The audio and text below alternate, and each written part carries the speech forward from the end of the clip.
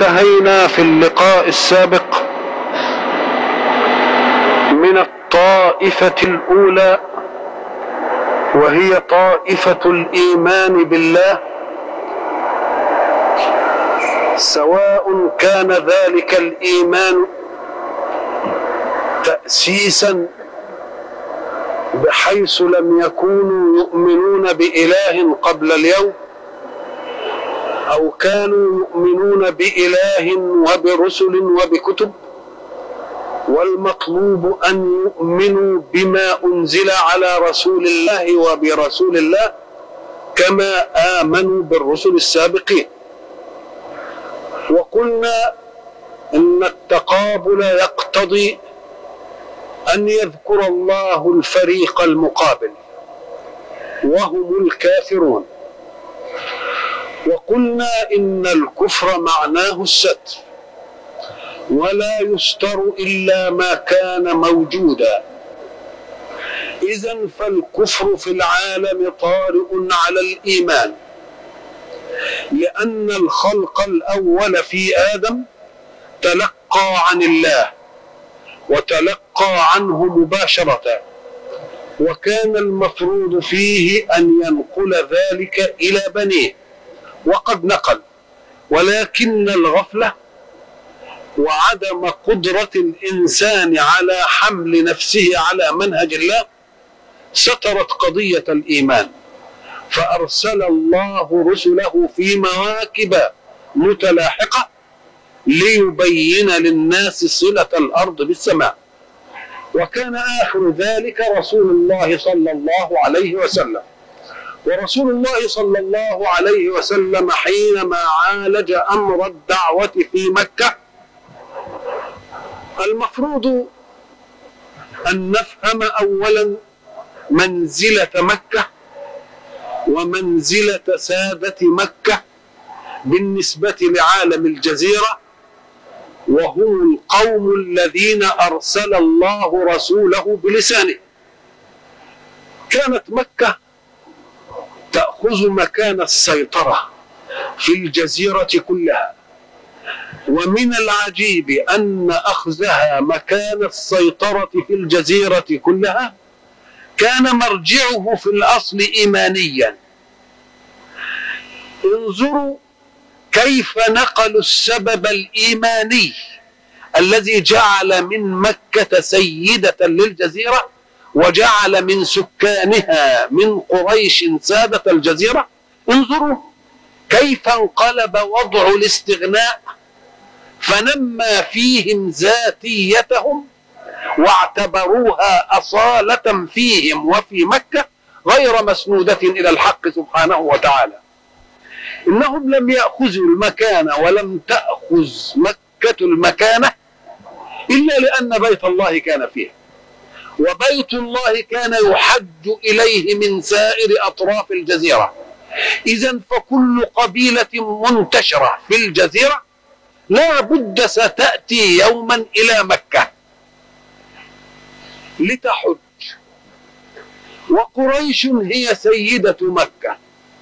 إذن فلقريش مهابة عند العرب، هذه المهابة جعلت لقريش رحلتين، رحلة الشتاء ورحلة الصيف، وأصبحوا مأمونين على أموال الناس جميعا يتاجرون لهم فيها. لماذا؟ لأن مهابتهم وسيادتهم تجعل القبائل التي يتعرضون للمرور عليها مجنبين إلى اليمن أو متشاملين إلى الشام في مهابة، لأن أي قبيلة لا تستطيع أن تتعرض لقافلة مكة قريش في رحلة الشتاء أو في رحلة الصيف، لأنها إن تعدت عليه فسيأتي يوم تكون بين أحضانها في مكة، وهي لا تحب أن تمنع من الحجيج. إذن قبيلة قريش لا يتعرض إليها بسوء، ومن هنا كانت المكانة. إذن فالمكانة التي كانت لقريش ولمكة كانت في الأصل إيمانية، أخذوها لنفسهم ذاتية.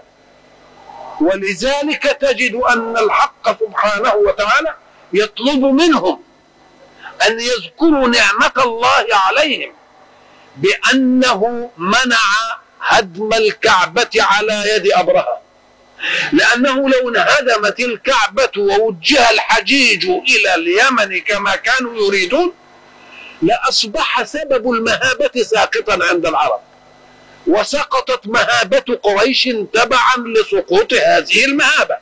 ولذلك تجد القرآن كان دقيقا في قوله فجعلهم كعصف مأكول، أي الذين جاءوا لهدم الكعبة. لماذا؟ اقرأ بعدها لإيلاف قريش إيلافهم رحلة الشتاء والصيف. إذن فلم تألف قريش رحلة الشتاء والصيف إلا لأن الله صان لهم ذلك البيت. إذن انظروا كيف استغلوا السبب الإيماني ليجعلوه سيطرة كفرية. هؤلاء الكفار كان من الممكن أن يقول قائل إن الدعوة حين انطلقت في مكة لم تكن هي البيئة الأصيلة، بل كان يجب أن نبحث عن مكان آخر، لأن دول سادة ولا يستطيع أحد أن يقف أمامه. يقول لا، إنما أراد الله سبحانه وتعالى أن تكون صيحة الضعاف من المسلمين أولا في مكة في أذن سادة قريش، حتى لا يقال أنهم استغلوا الضعاف من القبائل الأخرى. لا بد أن تكون الصيحة الإيمانية في أذن سادة مكة، وذلك أمر أصيل، لأن السيادة لقريش لم تكن إلا إيمانية، فإذا كانوا هم قد استغلوها كفرية فلماذا لا نعيدها إيمانية من جديد؟ من هنا كانت الصيحة في أذن السادة، حتى لا يقال أن قوم محمد أو أتباع محمد استضعفوا طوائف من العرب ونادوا فيها بدعوتهم. لا، إن الصيحة هنا، وإن المعركة هنا، وإن الابتلاء هنا، وإن التربية الإيمانية هنا، حتى يتربى الذين شدوا أولا في الإسلام على أن يتحملوا كل مشقات العنف بأعنف قوتها وأفتك حيلها وأشرس أدواتها، حتى إذا ما صبر المؤمنون وصمدوا يكون هؤلاء هم الأولى بأن يحملوا منطق الله وآية الله إلى الوجود. ولكن النصر لم يكن في مكة، إذن فالصيحة بدأت في مكة، ولكن الانطلاقة الإيمانية كانت في المدينة. لماذا؟ كما كان لتلك حكمة أيضا لتلك حكمة. لو أن الانطلاقة الإيمانية والدولة جاءت في مكة ربما قال قائل قوم ألفوا السيادة فتعصبوا لواحدا منهم ليسودوا به الدنيا، هم ألفوا السيادة على الجزيرة، وما دام ده هيبقى نبي للعالم أجمعين يبقوا لماذا لا يسودون به العالم أجمعين؟ فشاء الله أن لا يكون انتصار الإسلام في مكة، حتى لا يقال إن قوما تعصبوا لواحد منهم ليسودوا العالم، لأنهم ألفوا السيادة في الجزيرة. وليعلم الناس أن العصبية لمحمد لم تخلق الإيمان بمحمد، ولكن الإيمان بمحمد هو الذي خلق العصبية لمحمد. هذا هو الموت. إذن فرسول الله حين عالج كفارا شرسين لهم السيادة ولهم الوجاهة ولهم العينية، كان يحب دائما أن يؤمن هؤلاء حتى يأخذ المسألة من أقصر طرقها، ولكن الحق شاء أن يعلمه أن هؤلاء لا يؤمنون أبدا. والإيمان بالله أمر اختياري، فانظروا كيف حكم الله على قوم بخصوصهم وهم الذين كان رسول الله يحب أن يسلموا، وهم السادة: أبو لهب، أبو جهل، أبو سفيان، الوليد بن عتبة بن ربيعة، شيبة بن ربيعة، الوليد بن المغيرة، كل دول كان يريد رسول الله أن يؤمنوا، فكانت خواطره تداعب بأن هؤلاء لو آمنوا استراحوا من العنت. ولذلك نجد أن الله سبحانه وتعالى عاتب رسوله من أجل مصلحة نفسه حينما تصدى لهؤلاء وانصرف عن رجل ضعيف آمن وجاء ليسأل رسول الله أشياء. كيف أن رسول الله ترك الأسهل على نفسه، رجل مؤمن وجاء ليطلب شيئا من رسول الله من الدين، هذا أمر سهل يسير، فما باله يترك الأمر السهل اليسير ويتصدى للأمر الشاق العنيف لصناديد قريش؟ إن رسول الله كان يكلف نفسه فوق ما كلفه الله به، ولا يكلف نفسه فوق ما كلفه الله به إلا عشقا لقضية الإيمان، فهو يحب أن يذوق الناس حلاوة ما ذاق من الإيمان، ولذلك كان يكفيه أن يبلغ فقط، لأن الله يقول له ما إن عليك إلا البلاغ. ولكن رسول الله كان يهاجم القوم ويتعب مع القوم ويصابر القوم، إذا فهذا كلف نفسه فوق ما كلفه الله به. إذا فيجب أن نتنبه كما قلنا سابقا إلى أن الذين يأخذون قصة عبس وتولى إلى أن الله يعتب على رسول الله، قولوا لهم لا، إن الله يعتب لرسول الله ولا يعتب على رسول الله. ومعنى يعتب له يعني يقول له لماذا كلفت نفسك الجهد والمشقة وأمامك طريق سهل؟ لماذا تتعب نفسك؟ قلت كما تقول لولدك الذي يذاكر طول الليل، لماذا تتعب نفسك في المذاكرة طول الليل؟ أأنت تعتب عليه أم تعتب لصالحه؟ إنك تعتب لصالحه. كذلك يعتب الله لا على محمد ولكن يعتب لمحمد، يقول له لماذا تركت الأمر السهل وتوجهت إلى الأمر الصعب؟ وما عليك ألا تزكى، ما عليك، أنت عليك البلاغ فقط، لعلك باخع نفسك ألا يكونوا مؤمنين، إن نشأ ننزل عليهم من السماء آية فظلت أعناقهم لها خاضعين. إذا فرسول الله كان يحب أن يؤمن هؤلاء ليسلم من عنة المناوشة الأولية، فكان خطر، فيريد الله أن يحكم في الأمر حكما ما أغبى الكفار حين سمعوه، يدل على الغباء. لماذا؟ لأن ربنا بيقول إن الذين كفروا سواء عليهم أأنذرتهم أم لم تنذرهم لا يؤمنون. يبقى حكم بأنهم وإنذارك وعدمه سواء. كلمة سواء يعني مستو، يستوي الإنذار وعدم الإنذار، فالغاية أنهم لا يؤمنون. إن كان الغرض من الإنذار أن يخافوا فيؤمنوا، لا، مش هيؤمنوا. يبقى إنذارك وعدمه سواء، زي ما تقول سيان هذان الأمران، يعني الاثنين سواء. يبقى سواء يعني مستوى. وما هو الإنذار؟ الإنذار إعلام، بس إعلام بشيء مخوف. تنذر واحد يعني تعلمه بإيه؟ بشيء يخوف. إن أعلمت بشيء مطلقا فهو إعلام، لكن إن أعلمت بشيء يخوف فهو إنذار. بس يشترط أن توجد فترة بين الإنذار وبين وقوع الأمر المخوف عشان يمكن الاحتياط. مثلا أنت تقول لواحد أنذرك أن تذهب من الطريق الفلاني لأن فيه كذا وكذا، قطاع طريق مثلا. يبقى أعلمه بشيء إيه؟ مخوف، يعني يخوف. لكن هناك فترة ليحتاط فلا يسافر من هذا الطريق. إنما إذا لم توجد فترة يبقى نسميه إنذار. أم قال لك لا، يسمى إشعار. قول له أنت جيت من الطريق ده، خلاص يعني أنت ماشي في الطريق، ما فيش فترة، ما يمكنش يحتاط ويمنع نفسه من الطريق المخوف. تيجي مثلا تقول للولد في اول السنه يا بني ذاكر جيدا، التفت الى دروسك، لا تسقط، ولما تسقط اكرهك واعمل فيك، انذرته بشيء ايه؟ مخوف. لكن هناك فترة ليستعد لتفادي الامر المخوف.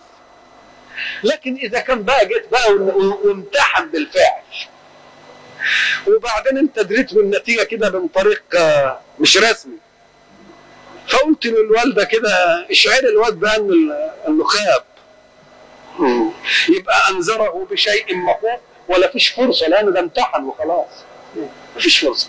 يبقى إذا الإعلام إن كان بشيء مطلقا غير مخوف يبقى ده اسمه إعلام بس، أعلمته به. فإن كان إعلاما بمخوف أهناك فترة لنتفادى المخوف أو لا فترة؟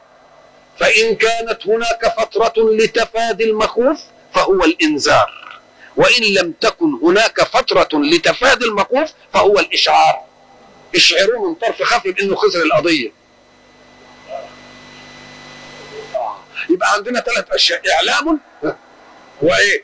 وإنذار وإشعار. اللي موجود عندنا هنا إيه؟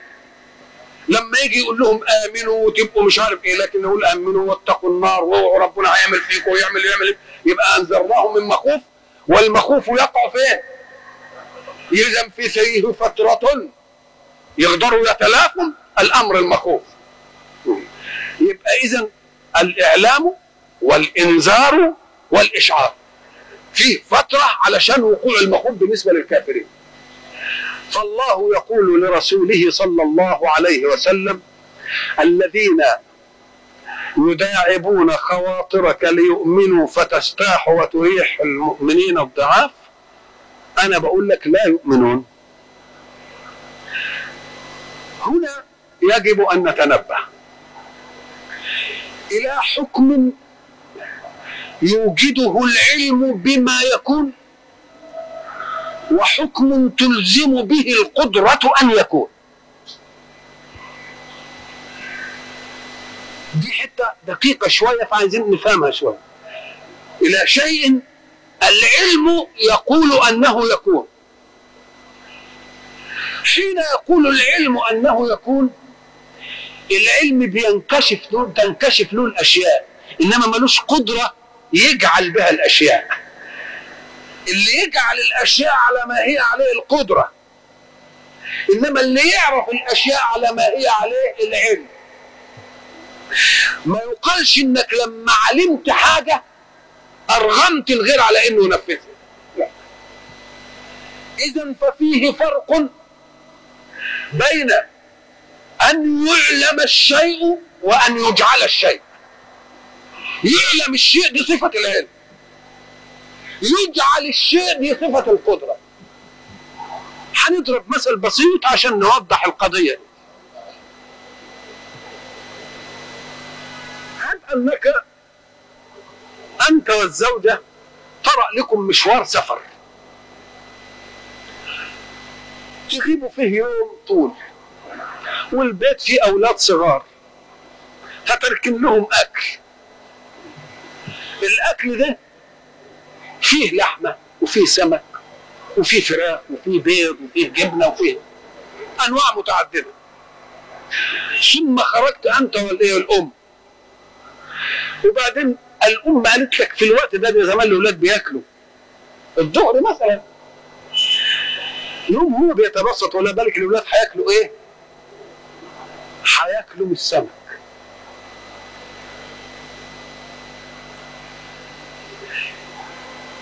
ايه اللي خلاه يقول كده بقى وحكم الحكم ده وهو بعيد عن السيطرة، بعيد عن انه يرغم الاولاد انها تاكل ايه؟ الاكل قدامهم كله وهم احرار. اذا فقوله هياكلوا سمك معناه مش هيرغمهم ياكلوا سمك. يبقى ده صفة العلم. يبقى العلم يعلم الشيء على ما هو عليه، لكن لا يجعل الشيء على ما هو عليه. الفرق الدقيق ده.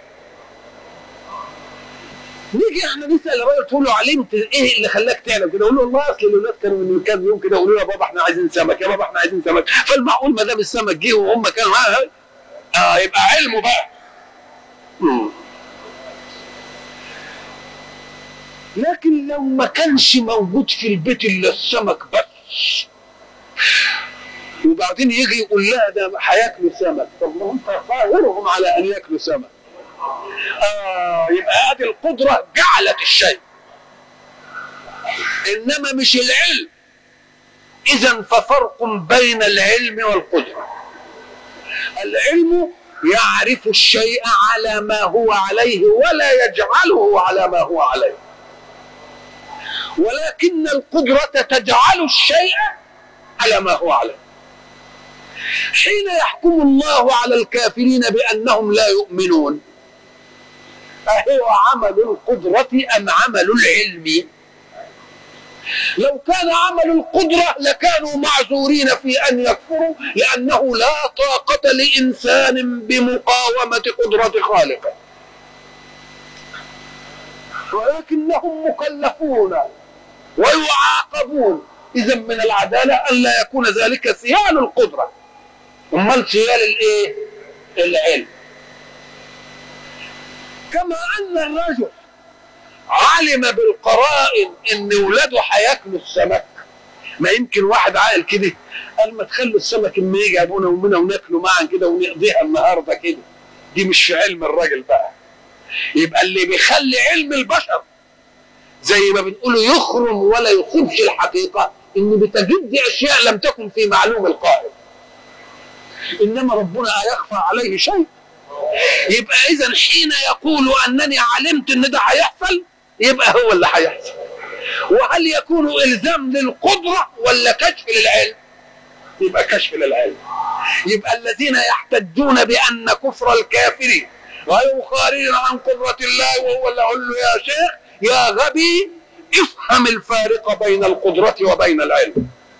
القدره تجعل الشيء على ما هو عليه، والعلم يكشف الشيء على ما هو عليه ولا يجعله هو على ما هو عليه. والثواب والعقاب على الجعل هنا.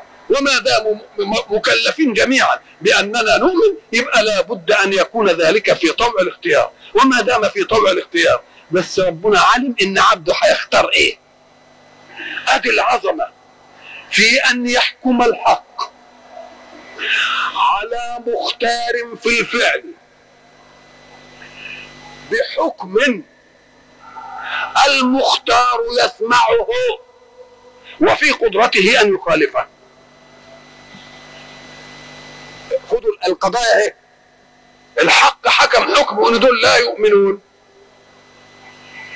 وأعلن ذلك الحكم وقرأه رسول الله وسمعه الكافرون، مش كده؟ وعندهم اختيار أن يؤمنوا. لو أنهم آمنوا ماذا يكون الموقف؟ كانوا كذبوا القرآن وكذبوا محمد وقال إيه لا يؤمنون سواء عليهم أنذرتهم أم لم تنذرهم لا يؤمنون. ودحنا آمنا يا سيدي، نشهد أن لا إله إلا الله ونشهد أن محمد رسول الله، ويبقوا عملوا في مين؟ عملوا فصل في رسول الله. مع ذلك التحدي الغباء بتاعهم ما خلاهمش يقولوا كلمة الإيمان ولو نفاقا، ولو نفاقا، لأن الله حكم علم أن دي مش هتيجي أبدا. فانظروا كيف تحدى الله خصمه الكافر بأمر في اختياره، وأعلن هذا التحدي، ومع ذلك ظل غباء المتحدي ولم يقل كلمة الإيمان ولو نفاقا. لو أن هؤلاء الذين قال الله عنهم إنهم كفروا إنذارك وعدم يستويان عندهم ثم آمنوا، ماذا يكون موقف الدعوة من رسول الله؟ هذا سبق أن قلناه في قول الله سبحانه: أعوذ بالله من الشيطان الرجيم، بسم الله الرحمن الرحيم، تبت يدا أبي لهب وتب ما أغنى عنه ماله وما كسب سيصلى نارا ذات لهب وامرأته حمالة الحطب في جيدها حبل من مسد. هذا عم رسول الله. يحكم الله بأنه سيصلى نارا ذات لهب وامرأته ستصلى نارا ذات لهب. معنى حكم ربنا أنهم سيموتان كافرين، يبقى حكم أنهم يموتان إيه؟ كافرين.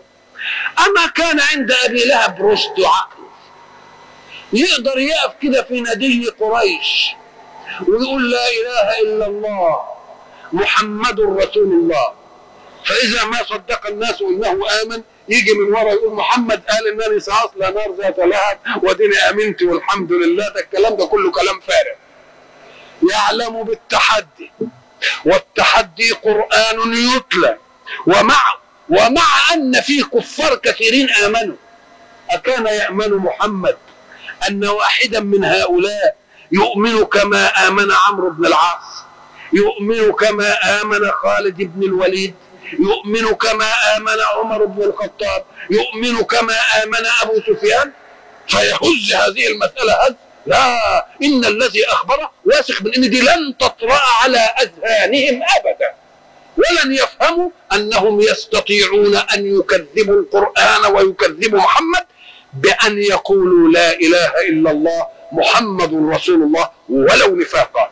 إذن فقول الحق إن الذين كفروا سواء عليهم أأنذرتهم أم لم تنذرهم لا يؤمنون، دي وضع للبنة جديدة من لبنة الإيمان بالقرآن الذي أنزل على محمد، وأن الناس مهما بلغوا من اختياراتهم في الأفعال فلن يختاروا أبدا شيئا يناقض قول الله فيهم، وهو قرآن يتلى ويسجل ويكتب، ومحمد صلى الله عليه وسلم يعلنها على الناس جميعا. تبت يدا أبي لهب وتب ما أغنى عنه ماله وما كسب سيصلى نارا ذات لهب وامرأته حمالة الحطب في جيدها حبل من مسد. كل ذلك يؤكد أن الحق سبحانه وتعالى حين يطلب منا أن نؤمن ليس معنى ذلك أن إيماننا يفيده في شيء، أو أن كفر الكافر به يضره في شيء،